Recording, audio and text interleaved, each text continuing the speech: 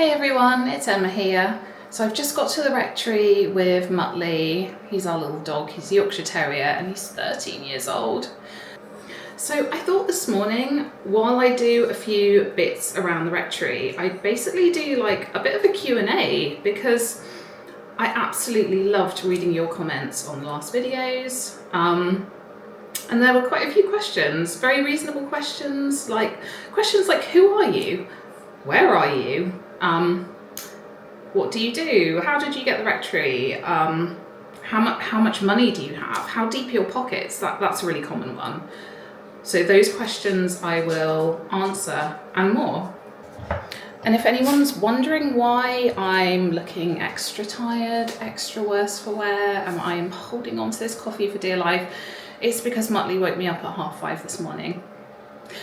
So come along with me, come and hang out with me. So we're outside in the garden on a very grey, very cold day considering it's the middle of June here, hence why I have this jumper on. But look at the grass now. Since it's been cut, it just makes the whole garden look so much bigger. The only problem is, I don't know if you guys can see, try and show you with my foot. We have all this grass. Look at that, you guys, to try and rake up. So that is one of our major jobs for today. But I thought I would just quickly show you one of my favourite parts about the garden.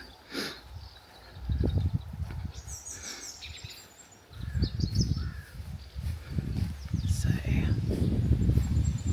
over there is a field with two of the most gorgeous horses in it I've ever seen. Can't actually see them at the moment. Try and find them for you guys.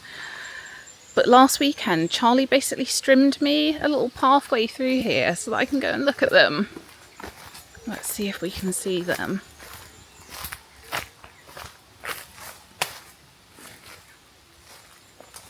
They're not there this morning. They must have moved. Oh, you guys, I can't believe it. Really hope they come back. Love those horses. So my name's Emma. I'm married to Charlie. He's the guy in the other videos. I'm a full-time student and I work full-time during the week at the moment. So that's why I'm basically not here as much as I'd like to be. So I'm only really here on weekends, which is why you probably haven't seen me yet. And for those of you who are asking more about us, like who are we? So yeah, I work in healthcare and I'm a student, and Charlie works in software. So quite ordinary, boring jobs really. We have obviously our little dog, Muttley, who you've already seen, and we have a little cat called Blossom and 7 chickens. So all of those will be coming here with us when we move, which hopefully is as soon as possible. Also Charlie's parents come and help us out here, so you'll see them from time to time in the videos. So this house was built in 1812, and then at some point in the 1970s, it was sold off to a local housing association. And with it, most of its gardens, unfortunately. Apparently this place had acres and acres of garden. In its heyday, it had a huge walled kitchen garden, which I was quite gutted to hear that it had that and it no longer does. It still has more than enough garden for us.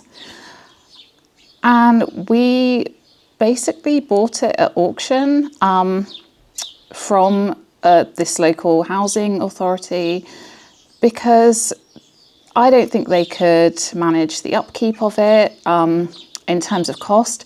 And also, this place was a bit of a death trap. Why it was ever converted into 5 tiny flats is beyond me, because in terms of like fire safety and building regulations, it was just incredibly unsafe. So I think the reason why that's the reason why it's been sold. I don't think it was terribly well marketed by the estate agents. Am I allowed to say that?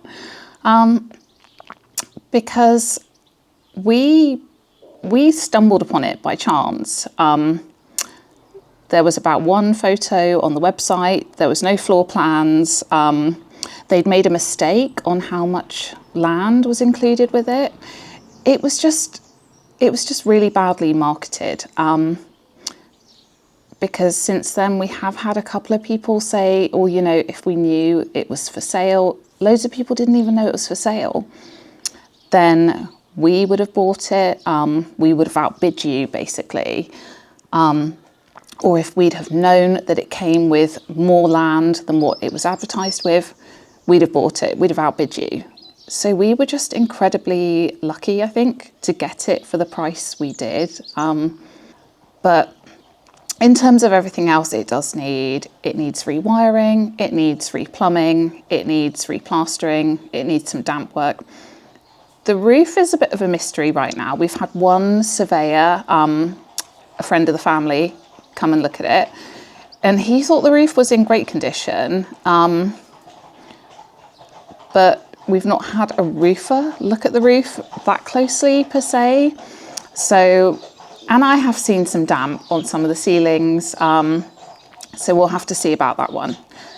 In terms of where we are, that's such a reasonable question. Where are we? So we're in a tiny village in Dorset. So for those of you who don't know it or aren't in the UK, that's in the southwest of England. So right down near the southern kind of border of England. Some of the comments have been so helpful. Oh my goodness, you guys. So the comments about asbestos, that comes up time and time again, and that is so true. I think when we came here, we probably were a bit complacent about the asbestos risk. I mean, we did buy some masks and things like that, but yeah, since reading those comments, we are being a lot more careful about putting a mask on, for doing anything that might generate a bit of dust or anything with plaster or the adhesive on these vinyl floor tiles and carpet tiles that are everywhere, that we're being so much more careful with. I didn't know that that stuff could have asbestos in. I knew that the plasterboard in the ceilings and things like that possibly had it, but not any of that other stuff. We are actually having a asbestos, what would you call their job title? Surveyor or inspector coming round next week, I believe. So that will be really good. In terms of the original features of the house, most of them have been, I would say 90% of them have been ripped out. They were ripped out back in the 70s when the house was converted into housing association flats. So there is some rooms still have their original cornicing, which is just so gorgeous, you guys. There's no way we're getting rid of that cornicing. We are going to try and save that. And it's in good condition too. And then there's that one room that still has a fireplace. I don't think it's original. I'm not sure on that one. And it has that, I'm sure you've seen it, it has that big gorgeous ceiling rose, which I just love. There was some very, very brief debate between Charlie and I about do we gut the place completely and start again, or do we save what little original features there are? Obviously, I won out on that one. They are being saved. When we came to see this place, it was a very dark, cloudy day. We couldn't access most of the house because the guy didn't have keys to it. I think there were 6 other people coming to look at it, and as it turned out, a few of them were just from the village and wanted to have a little bit of a nose around it. They didn't really want to buy it, which is fine. They were really nice, actually. And I think the rest were developers, which for developers, I think no one's ever going to make a quick buck off this place or a massive profit off of this place, because there's just too much work to do on it, and I think it needs a bit of love. It needs more than a quick lick of paint. It needs original features kind of restoring, and then certain modernisation. So we looked around it, and we were quite put out because it had been converted into so many tiny flats.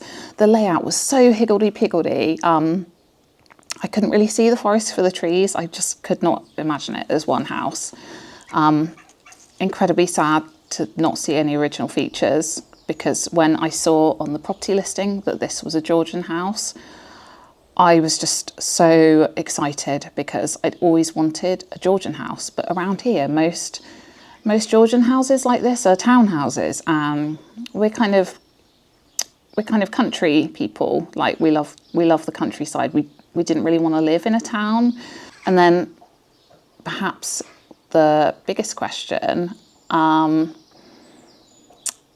how, so loads of comments on the video, like, I hope you have deep pockets. I hope you have loads of money, which always makes me laugh because we don't. So let's just get that out there. We don't have deep pockets. We don't have loads of money to renovate this place. The reality is most of it we're going to have to learn to do ourselves. Neither of us are particularly DIY savvy, but I'm really good at painting. I can do a little bit of wallpapering. I recently learned how to do it, not to an amazing standard, but I'm hoping I can improve on that. Really good at painting, bit of wallpapering. I can do a bit of tiling, again, not amazing. Charlie's really good with electrical work, which is great because electricians, as I'm sure you guys know, are so incredibly expensive. So he's hoping to run all the wires, do the wiring, and obviously we'll get a qualified electrician to hook everything up at the end and certify it and make sure it's safe. He can do a little bit of plumbing. He's because he works in software, as you can imagine, he is a very tech savvy compared to me. But anything beyond that, we are not so good with.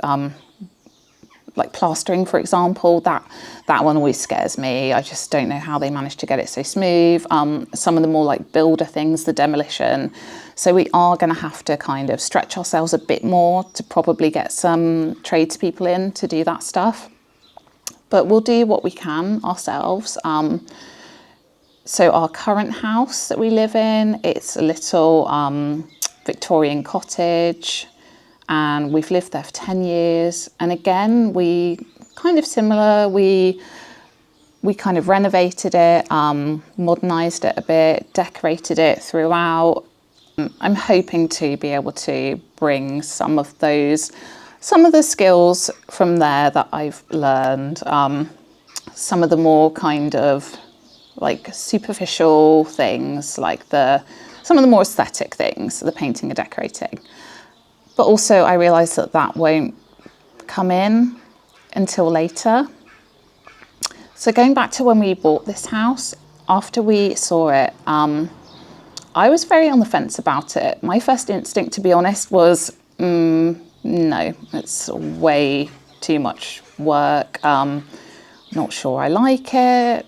Quite like the location, like the garden, loved the overall like scale of the house, like the proportions, the outside of the house, like the Georgian facade, where that's largely been kind of untouched. It's still got its original stonework, which is lovely. Sadly, all of the windows are the cheapest UPVC windows in the world, which were installed in the 90s, really thin UPVC, all the double glazing's blown.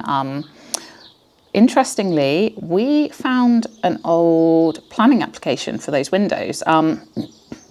This house is not listed, so we don't have to apply for special permission to do most things inside the house. We are living in, I believe it's called like a conservation area. So the local authority here is quite keen that historical homes kind of maintain that historical vernacular on the outside. So for things like exterior changes, doors, windows, we would need that planning permission. And they applied for it back in the 1990s to change the windows. And they were told that they could, but on the kind of caveat that those be timber and they be sash windows, not UPVC. So this is confusing for us. Either they ignored it, or I don't know, but the windows as they are now, they are UPVC, they're not particularly nice. So those we will definitely have to change. I'm trying to think of some of the other questions I've seen. Things like our plans for it. So in terms of plans, so we don't want to build, definitely don't want to extend, nothing like that. We don't want to use it for a business. It's not like I keep hearing escape to the chateau comments, or seeing escape to the chateau comments on the other YouTube videos, which I absolutely love because I am such a big fan of that show. I love it. I love Dick and Angel. But this place really isn't that big. We're not gonna make a business of it or use it as a wedding venue or anything like that because it's just not big enough. It's just going to be a family home, guys. It's just going to be made back into one nice home. The annex, I keep hearing, Airbnb and stuff like that. Yeah, maybe something like that, definitely. Yeah, who knows with that one. Funnily enough, the annex, considering how modern it is compared to the rest of the house, is by far in the worst condition. One of you commented on one of the videos about it, I forget which one, and said, "Oh, that looks like it's been flood damaged." I don't think it has, but I know what you mean. Yeah, the plaster looks like it's blowing in places. I think there's some damp issues in there. That's something we definitely need to explore further, but we're definitely going to put that one to one side for now and just focus on the main house. Yeah. And what else? Oh, I absolutely loved some of your tips on how to get that really stubborn wallpaper off, which I'm definitely going to try. I've noticed that where I've naively seen walls and thought, they don't look that bad. Yeah, fine. Looking closer, they're covered in that horrible wood chip wallpaper, which was probably done in the 90s. I think everywhere was papered with that stuff. So yeah, those tips are going to come in so handy for removing that because it feels like there is just acres and acres of it to strip off. So that's definitely going to be a job for me. I have some time off over the summer, so you'll probably be seeing more of me. So it's now Sunday and all that stuff I said I'd do yesterday never happened. And here's why. The grass. We have spent approximately 8 hours together just raking up all of this grass. Basically, we had some people come and cut the grass with lawnmowers and never collected it up. They just left it on the grass and said to us, "Oh, just rake it up when it's dry." And that has taken us over 8 hours. It's still not all done, you guys. We've probably done about 3/4 of it, maybe less. So that's going to be a bit of an ongoing thing. So yeah, please keep watching. Please keep commenting, keep the comments coming in. I love reading them, and also they are so incredibly useful. Some of the advice, someone who was some kind of, forgive me, I forget what you were exactly, some kind of surveyor took the time to write out a really long response with some things that they'd noticed about the house. So yeah, that was super, super helpful. So yeah, thank you.